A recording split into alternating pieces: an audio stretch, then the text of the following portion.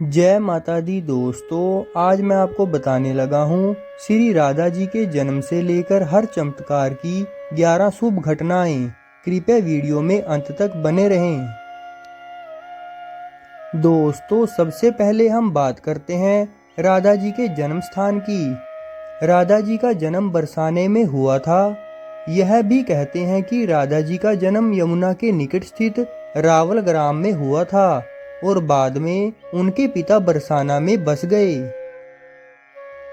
अब बात करते हैं राधा जी की जन्म तिथि के बारे में। पुराणों के अनुसार भाद्रपद की अष्टमी तिथि को श्री कृष्ण का जन्म हुआ था और इसी माह के शुक्ल पक्ष की अष्टमी को देवी राधा का जन्म भी हुआ था। दोस्तों, तीसरी घटना है राधा जी के जन्म का नाम। पद्म पुराण के अनुसार राधा वृषभानु नामक वैश्य गोपी की पुत्री थी। उनकी माता का नाम कीर्ति था। उनका नाम वृषभानु कुमारी पड़ा। दोस्तों, चौथी घटना है राधा कृष्ण के प्रथम मिलन की। दक्षिण में प्रचलित कथा के अनुसार श्री राधा ने भगवान श्री कृष्ण को तब देखा था जब माता यशोदा ने उन्हें ओखल से बांध दिया था। श्री कृष्ण को देखकर श्री राधा बेसुधी सी हो गई थी। उत्तर भारतीय मान्यता के अनुसार कहते हैं कि वह पहली बार गोकुल अपने पिता वृषभानु जी के साथ आई थी, तब श्री कृष्ण को पहली बार देखा था। कुछ विद्वानों के अनुसार संकेत तीर्थ पर पहली बार दोनों की मुलाकात हुई थी। दोस्तों, पांचवी घटना में कहा गया है कि मुरली की धुन सुन बेसुध हो जाती थी राधा जी। कहते हैं कि श्री राधा के परिवार को जब पता चला कि यह श्री कृष्ण की मुरली सुनकर उनके प्रेम में नाचती हुई उनके पास पहुंच जाती है और फिर सभी गोपियों के साथ नृत्य किया जाता था, कभी मधुबन में तो कभी निधिवन में।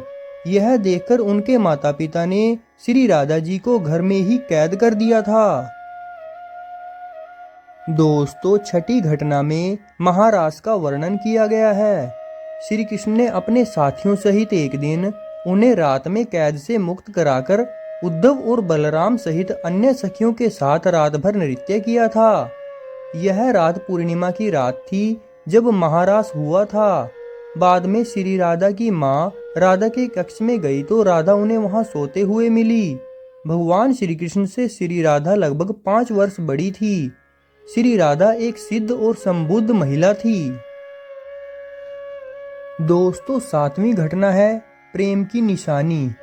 भगवान श्री कृष्ण के पास एक मुरली थी जिसे उन्होंने राधा को छोड़कर मथुरा जाने से पहले दे दी थी।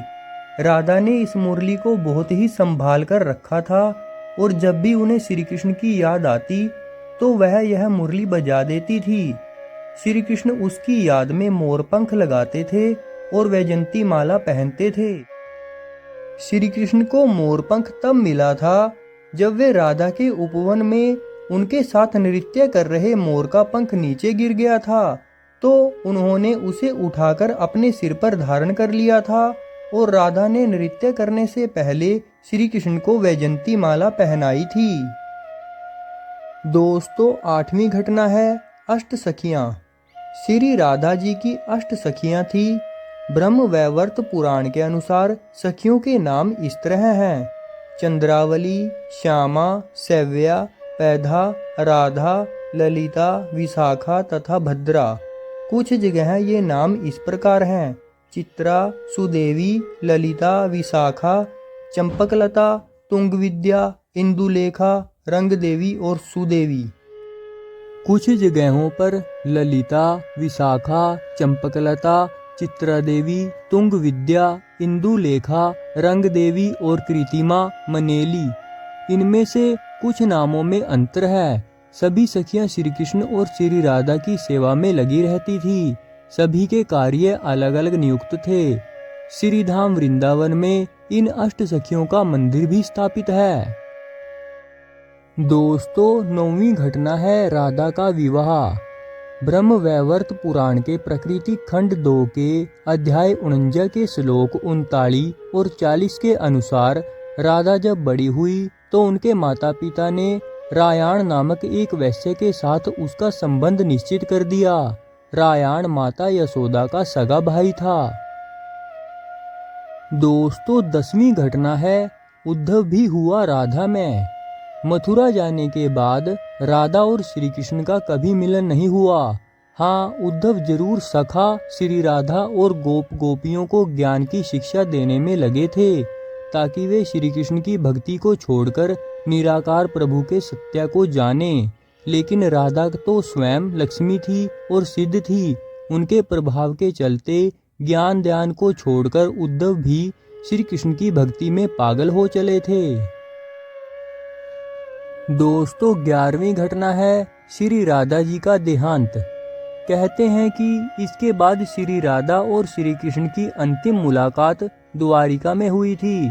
सारे कर्तव्यों से मुक्त होने के बाद राधा आखिरी बार अपने प्रियतम कृष्ण से मिलने गई। जब श्री कृष्ण ने राधा को देखा तो वे बहुत प्रसन्न हुए। तब श्री राधा से विनय करके श्री कृष्ण ने उन्हें महल में एक देविका के पद पर नियुक्त कर दिया।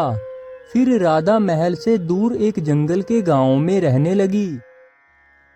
और जब अंत समय आया तो श्री कृष्ण ने उससे कहा कि कुछ मांग ले, लेकिन राधा ने मना कर दिया। कृष्ण के दोबारा अनुरोध करने पर राधा ने कहा कि वे आखिरी बार उन्हें बांसुरी बजाते देखना और सुनना चाहती है। श्री कृष्ण ने बांसुरी बजा ली और बेहद सुरीली धुन में बजाने लगे। श्री कृष्ण ने दिन रात बांसुरी बजाई। बांसुरी की धुन सुनते सुनते एक दिन राधा ने अपने शरीर का त्याग कर दिया। तो दोस्तों, आपको कैसी लगी ये रोचक कहानी? कृपया करके कमेंट बॉक्स में जरूर बताएं और ज़्यादा से ज़्यादा वीडियो को शेयर करें, ताकि ज्ञान की प्राप्ति सभी को हो सके। और चैनल को सब्सक्राइब करना ना भूलें। जय श्री कृष्णा, जय श्री राधे।